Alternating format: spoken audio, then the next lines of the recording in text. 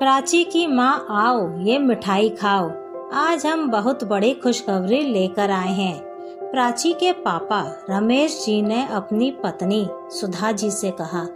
रमेश जी अपने बड़े बेटे के साथ अपने बीमार मित्र सुभाष जी को देखने गए थे। उनको हार्ट अटैक आया था। ये उनका तीसरा अटैक था। उनकी पत्नी तो पहले ही ये दुनिया छोड़कर जा चुकी थी।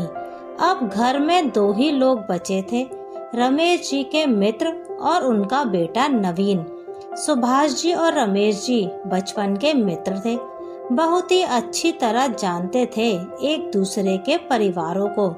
सुधा जी ने पूछा, ये क्या बात हुई?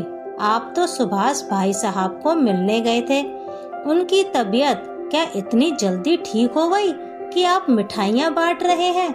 रमेश जी ने जवाब दिया, तबीयत तो अब भी खराब है उसकी, लेकिन ये मिठाई तो हम इसलिए बांट रहे हैं क्योंकि हम अपनी लाडो का ब्याह तय करके आए हैं और आज हम बहुत खुश हैं। सुधा जी बोली, आपके मित्र बीमार हैं और आप लाडो का ब्याह तय करते घूम रहे हैं, हुआ क्या है आपको?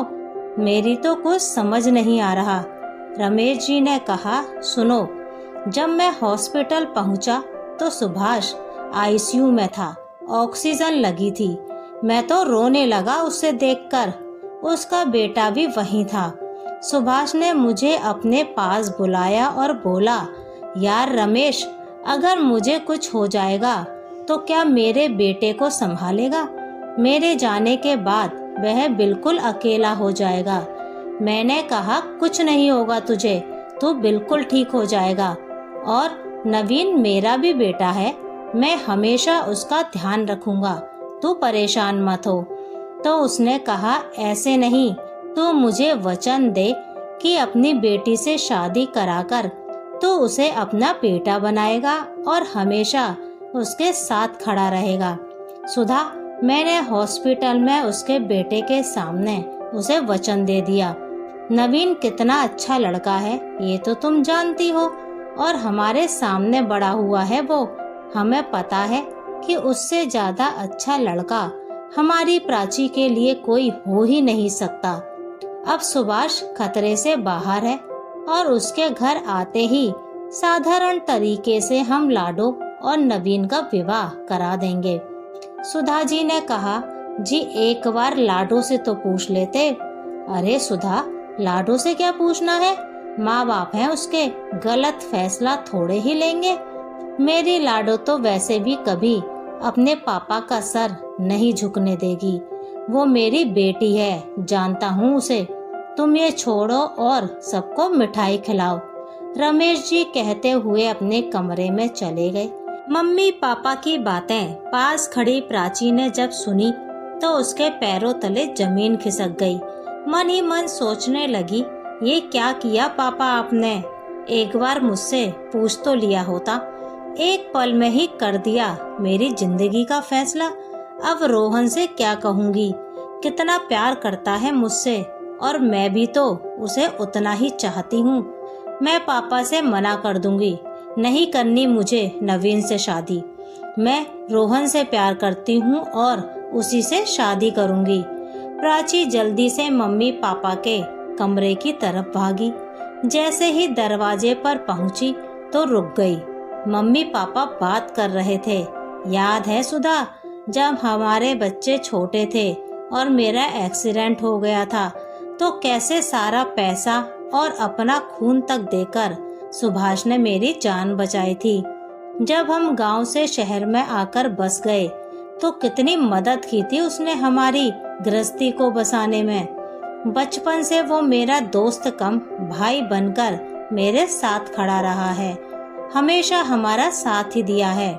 आज ईश्वर ने पहली बार मौका दिया है उसके लिए कुछ करने का। उसने हमेशा मुझे दिया है, आज पहली बार कुछ मांगा है। डॉक्टर ने भी कह दिया है अगला अटैक नहीं झेल पाएगा वो।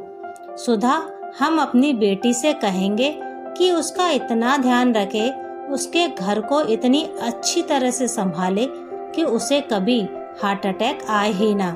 पापा की बात सुनकर प्राची उल्टे पैर लौट गई और अपने कमरे में जाकर रोने लगी और भगवान से कहने लगी, हे भगवान जी, आपने मुझे ये कैसे दोराहे पर लाकर खड़ा कर दिया है।